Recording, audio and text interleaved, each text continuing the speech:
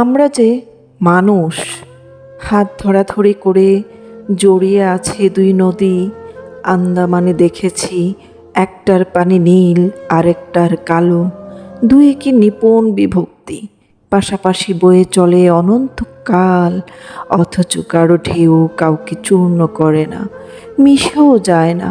আমাদের রক্ত একই রকম লাল, আঘাত করলেই বেরিয়ে এসে জানিয়ে দেয় ধমনীতে আমরা অভিন্ন। আমাদের মধ্যে কোনো স্বতন্ত্র নেই, তারপরও আমরা এক হতে পারি না।